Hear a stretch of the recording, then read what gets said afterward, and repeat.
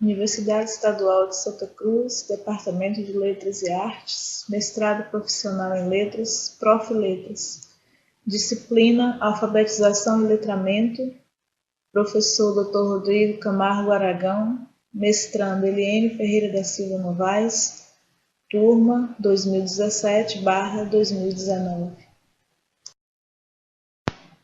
O texto a ser analisado é Os Novos Letramentos Digitais como Lugares de Construção de Ativismo Político sobre Sexualidade e Gênero, de Luiz Paulo da Moita Lopes. Agora eu vou apresentar para vocês quem é Luiz Paulo da Moita Lopes. Professor titulado Programa Interdisciplinar de Linguística Aplicada da UFRJ e pesquisador do CNPq. É PhD em Linguística Aplicada pela Universidade de Londres, foi presidente da Associação de Linguística Aplicada do Brasil, atuou como representante na área de Letras e Linguística no Conselho de Assessores do CNPq e como conselheiro da Associação de Pós-Graduação em Letras e Linguística.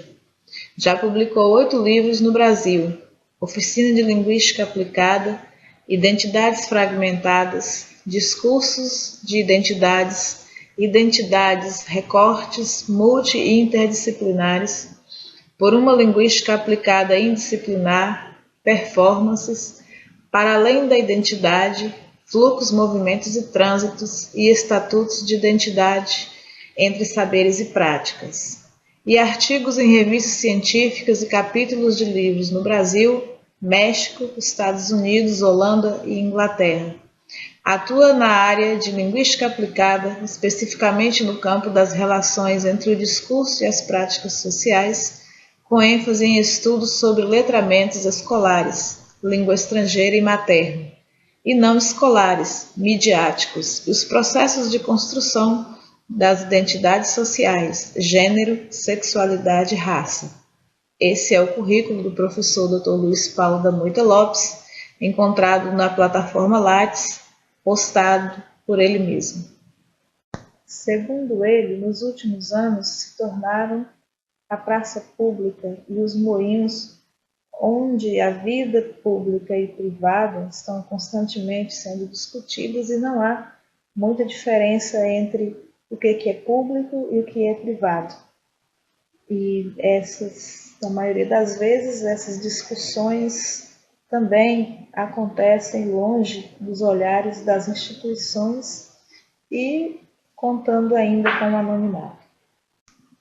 Na introdução do texto, os novos letramentos digitais como lugares de construção de ativismo político sobre sexualidade e gênero do Dr. Luiz Paulo da Moita Lopes, ele faz na introdução do artigo uma descrição da praça pública ou a ágora grega na antiguidade clássica, onde as pessoas se reuniam para ali discutir sobre a vida da cidade. E também dos moinhos da Idade Média, espaços onde as pessoas se reuniam longe do olhar e das ações primitivas da igreja. Ali eles fomentavam suas atividades sociais, estabeleciam relações, quebravam regras e paradigmas, e também era nesses espaços onde circulavam as fofocas e informações, aconteciam os intercâmbios de técnicas, de práticas sexuais e culturais, e planejavam também rebeliões, ou seja, esses eram espaços de transgressão. Na sequência, ele faz uma analogia entre as funções desses espaços naqueles períodos com os novos letramentos digitais disponibilizados na Web 2.0. Segundo ele, nos últimos anos, se tornaram a praça pública e os moinhos onde a vida pública e a privada são discutidas continuamente e não se pode estabelecer fronteiras entre o que é público e o que é privado.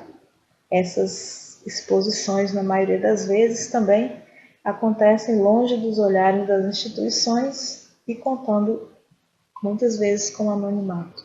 Na continuação, nós temos aqui uma imagem do que representa a Web 2.0, com tudo o que ela abarca, com tudo o que ela oferece e o que ela representa. Segundo o autor, ao falar sobre o artigo, ele diz que o argumento central subjacente neste artigo é: os novos letramentos digitais na Web 2.0 têm funções análogas às da praça e dos moinhos medievais, ou seja, lugares de debate sobre a vida pública e privada. Segundo, que os letramentos digitais permitem desconstruir significados sedimentados que pautaram nossas histórias de vida, nos libertam dos constrangimentos do passado, provocam vertigens naqueles com roteiros de vida bem sedimentados. A natureza do ethos colaborativo e participativo da Web 2.0 nos novos letramentos digitais, configurados como espaços destinados à discussão, à reinvenção social, ao agenciamento e à transformação. Ainda na introdução do texto, destacamos aqui um tópico que é a tecnologia como prática de ação política, que essa tecnologia como prática de ação política ainda não é muito bem compreendida por muitas pessoas que estão acostumadas a utilizá-la como uma técnica neutra, pois no caso da tecnologia da informação, a tela do computador apenas serve para o uso de programas de computação, manejo de mídias convergentes, transferências de arquivos, distantes de quem somos como seres sociopolíticos.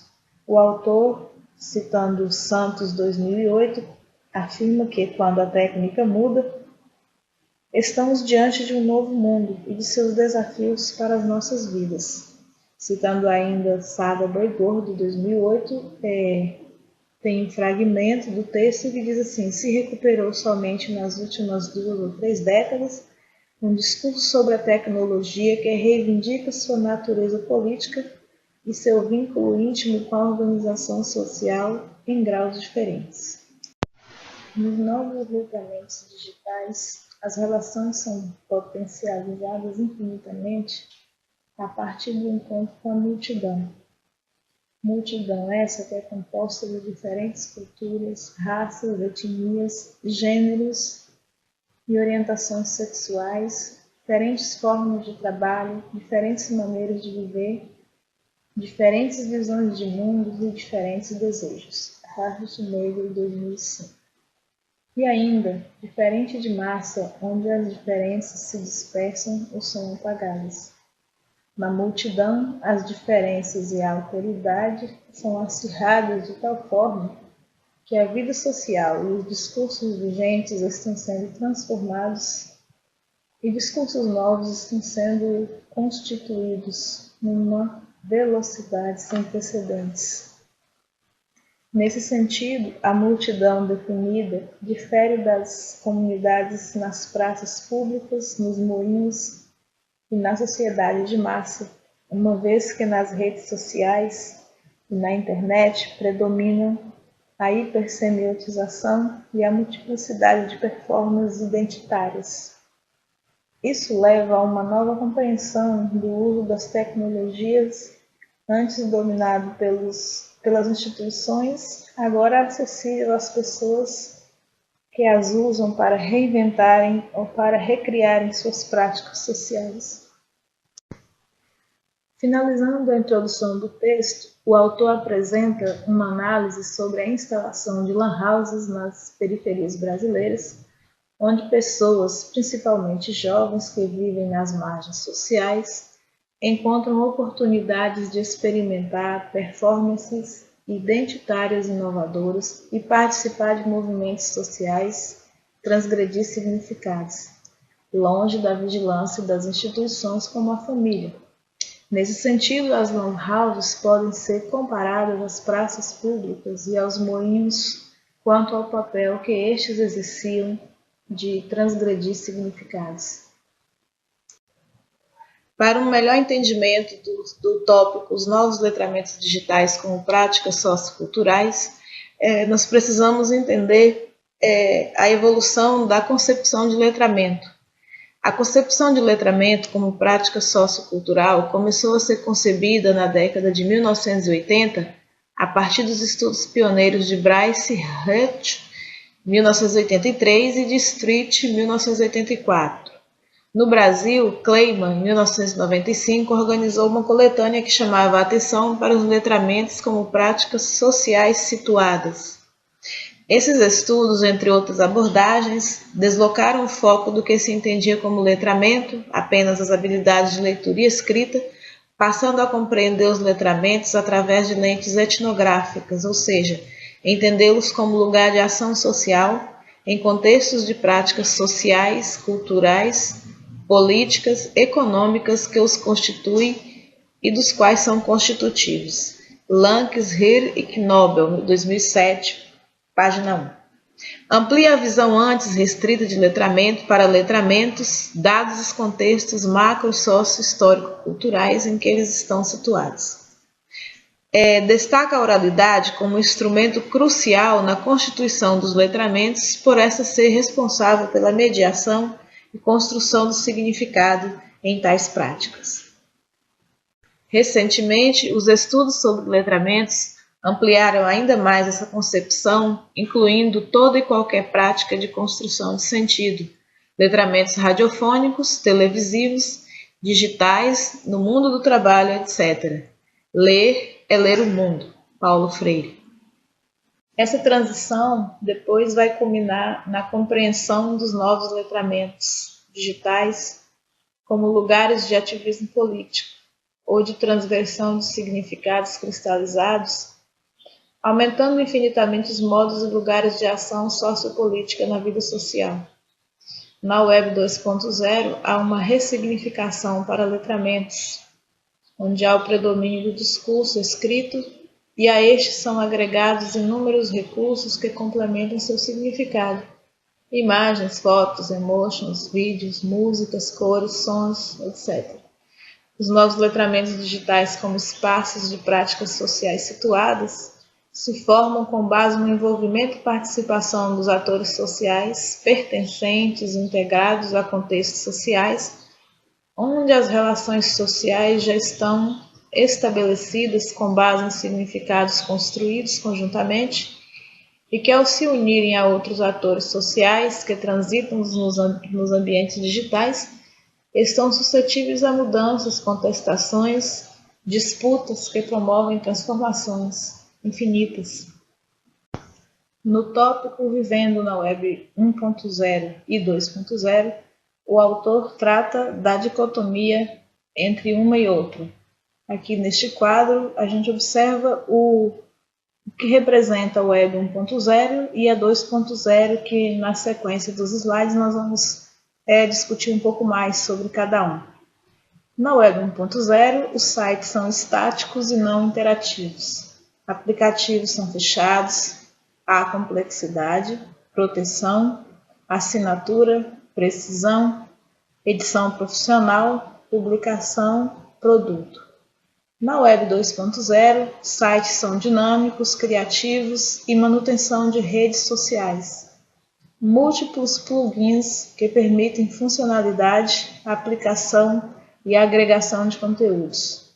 Simplicidade, compartilhamento, publicação, disponibilidade rápida, edição do usuário, participação, comunidade. Como as práticas sociais dos letramentos digitais foram alteradas? O Web 1.0, a tela do computador era um lugar de consumo de conteúdos disponibilizados. Os produtores operavam para produzir artefatos para o consumo. A divisão entre produtor e consumidor. O autor se posicionava como autoridade. Ao usuário não era permitido interagir. Na Web 2.0 já há participação, colaboração, inteligência coletiva, possibilidade de intensificação das relações sociais nas wikis e os espaços de afinidades e fanfictions. Uma frase de O'Reilly, 2005, diz que a Web 2.0 não é uma tecnologia, é uma atitude. Então, cada tipo de web a 1.0 e a 2.0, cada uma delas está associada a um momento sócio-histórico de sua prevalência e que traduz o modo de pensar e agir ou uma atitude mental desta época. A Web 1.0 e o Mindset 1 era, embora envolvida em uma tecnologização sofisticada, ela não altera os momentos de pensar e agir. A Web 2.0, ao contrário, o Mindset 2, ele é orientado por novas formas de agir e de ser e de pensar em conjunto e de compartilhar informações.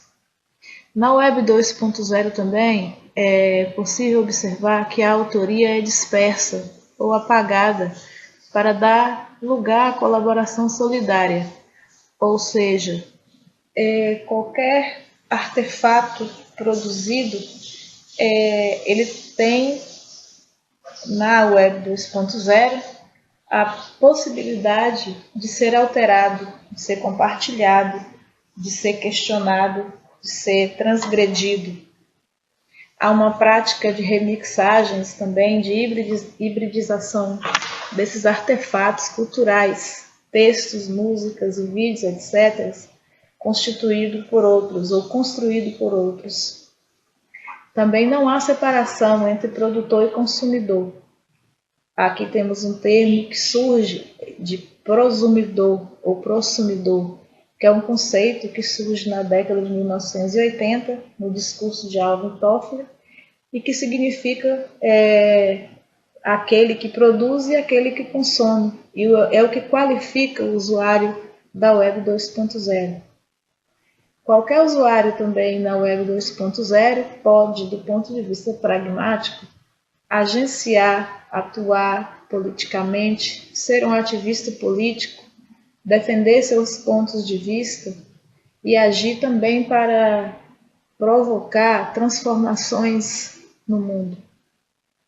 Do ponto de vista epistemológico, pode agir conjuntamente nos espaços de letramento digital, onde se torna possível construir, criticar, transformar, reinventar e transgredir a vida social. Vamos passar agora a analisar o tópico o ativismo político na Web 2.0. Para entendermos como o ativismo político chegou à Web 2.0, primeiro é necessário compreender o que vem a ser subpolítica.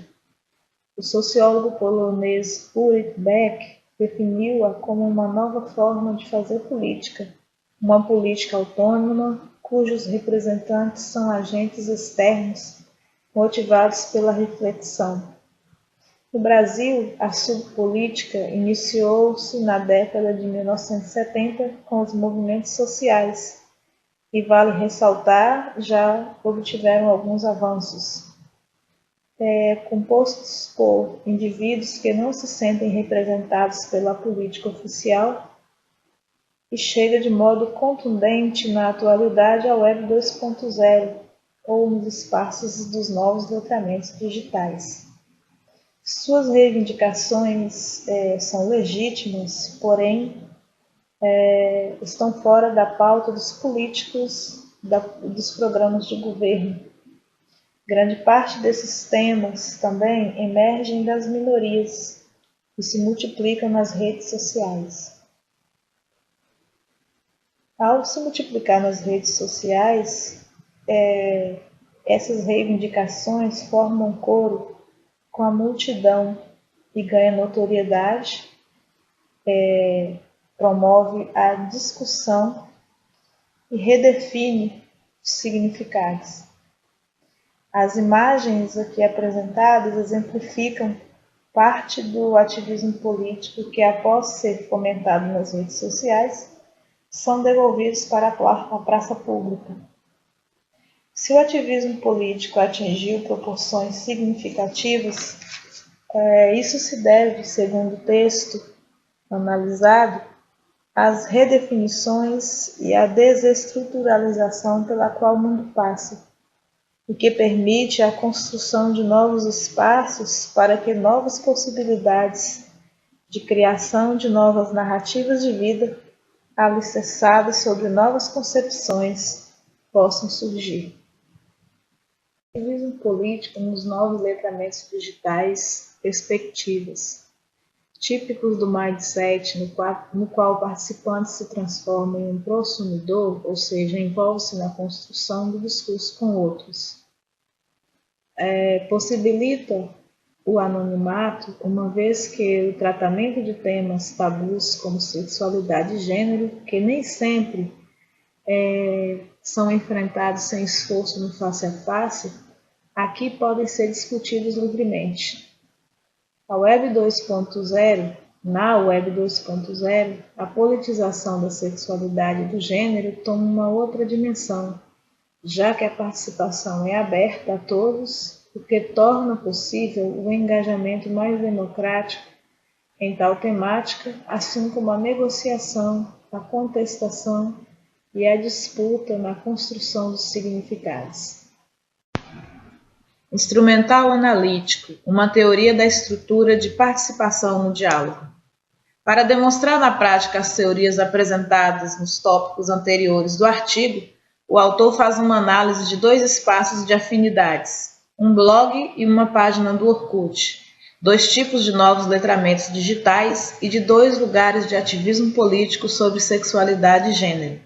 Apresenta o instrumental analítico que será utilizado, predomínio da conversa escrita como ferramenta de mediação na construção social de significados.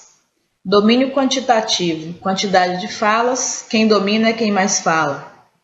Domínio semântico, quem mais introduz tópicos interacionais.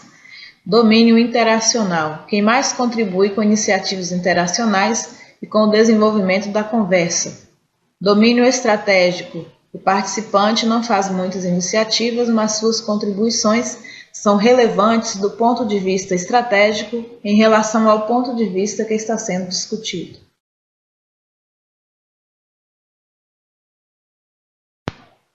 Os dois espaços de afinidades usados como lugar de ativismo político, aqui analisados no texto, são um blog e uma página do Orkut. O blog analisado se caracteriza por fazer ativismo político em defesa dos direitos LGBTs, de lésbicas, gays, bissexuais, travestis e transexuais, e a página do Orkut é um espaço centrado na questão do feminismo e tem, portanto, o objetivo de fazer ativismo político em relação à posição das mulheres na sociedade. Especificamente, centra-se na luta pela igualdade entre mulheres e homens. No artigo, como eu disse anteriormente, o autor analisa dois espaços de afinidades como lugar de ativismo político, um blog e uma página do Orkut. Para que a análise não fique muito longa, eu optei por fazer o comentário apenas do blog. Nesse blog, o tema em discussão são os direitos fundamentais que são negados aos casais homossexuais. E é uma reportagem da revista super interessante intitulada Casamento Gay, que aponta que cerca de 37 direitos fundamentais são negados aos casais homossexuais. O dono do blog, chamado João, questiona essa lista de direitos apresentados, afirmando que são, na verdade, 78 direitos. Ao iniciar a discussão, já é possível observar que os primeiros comentários se alinham à posição de João, ou seja, se alinham aos significados mobilizados por ele. Em seguida, surge um comentário discordando do ativista político, inibe o tópico interacional. João ignora o comentário discordante a fim de manter o domínio estratégico. Meses depois, uma visitante surge e faz uma colaboração apelando para o discurso religioso, contrariando a posição do ativista. Acontece uma iniciativa inibidora do tópico interacional. Esse comentário também é ignorado estrategicamente por um período. Quando João responde ao comentário, ele se encarrega de recolocar a discussão na proposta inicial. Outros comentários surgem, mas João se cala. João é, então, quem exerce o domínio semântico, maior quantidade de texto. Como ativista político e dono do blog, João domina a interação do ponto de vista semântico, estratégico e interacional. O letramento pode ser entendido, nesse caso, como agir interacionalmente na direção de discutir, concordar ou negar a posição do ativista político. A construção colaborativa do significado, que nesse caso, ora vai ao encontro da posição de autoria de João como dono do blog, ora a desarticula, torna o significado fluido, um lugar de disputa interacional com base nas várias contribuições que surgem. Isso exemplifica também como nas redes sociais estamos de modo mais exacerbado diante de significados inesperados, desestruturadores e inovadores, que a força discursiva da multidão faz circular, possibilitando a reinvenção social, nesse caso em relação a vidas cujas expressões do desejo sexual são consideradas abjetas. Moita Lopes, 2010. Finalizando, ao encontro das relações dinâmicas sociais. Errei, feio. Finalizando, ao encontro das relações dinâmicas sociais em meio à multidão. Está dessa forma em nossas mãos a possibilidade de ensaiar o futuro, dando usos políticos aos novos letramentos digitais, de modo a construir um mundo de ações sociais pautadas na justiça social e na ética. Duas questões cruciais em nossos tempos. Moita Lopes,